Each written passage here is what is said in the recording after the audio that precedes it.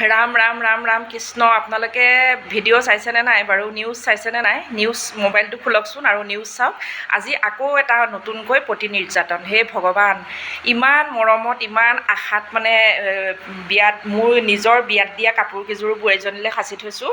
ইমান আশা মানে ল'ৰাটোৰ বিয়া পাতিম বুলি, এতিয়া মানে ইমানেই ভয় লাগিছে পতি নিৰ্যাতন। মই এতিয়া ল'ৰাটোৰ নিৰ্যাতন কেনেকৈ চাম বাৰু কওকচোন, মাকজনী হৈ পেলাই।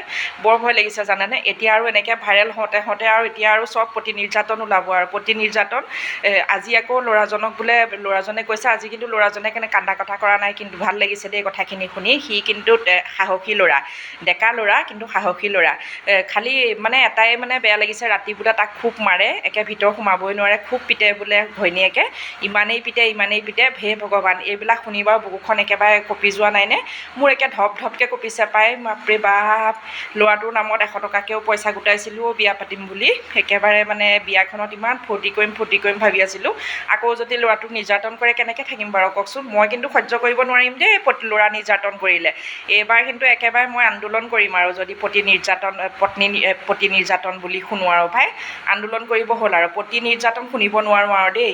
নিজেও একেবাৰে পতিক একেবাৰে এনেকুৱা মানে আচলতে ক'ব নাপায় বাৰু, যিখিনি আমি আমাৰ বয়সৰ বা আগৰ মাহঁতকো দেখি আহিছিলোঁ। মানে স্বামীক মানে কেনেকৈ, আজিকালিতো বন্ধুৰ নিচিনাকৈ থাকোঁ, আগতে আমাৰ মাহঁতেতো কেনেকুৱা কৰে, সেইখিনি আমি আচলতে কৰা নাই দেই। আমি বন্ধুৰ নিচিনাকৈ থাকোঁ। আমাৰ মাহঁতে বহুত ভয় কৰিছিলে।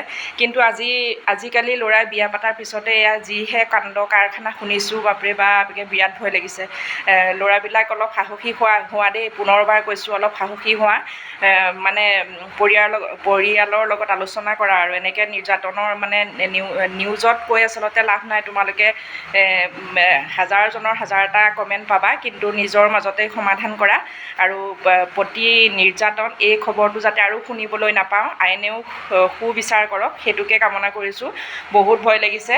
বহুত আশাৰে ল'ৰা এটা বা ছোৱালী এজনী ডাঙৰ কৰিছোঁ, ছোৱালীজনীকো ঘৰলৈ দিম বুলি বা ল'ৰাটোৰো বিয়া পাতিম বুলি। আকৌ মোৰ ছোৱালীজনীয়ে গৈ যদি আকৌ মোৰ জোৱাইটোক যদি নিৰ্যাতন চলায়, আৰু বা মোৰ ল'ৰাটোক যদি বেলেগৰ ছোৱালী এজনী আহি পেলাই নিৰ্যাতন চলায়, কেনেকৈ সহ্য কৰিম বাৰু কওকচোন। মোৰ একে আজি টোপনিয়ে নাহিব আৰু ৰাতি। যাওঁ দেই, আপোনালোকে নিউজটো চাওকচোন।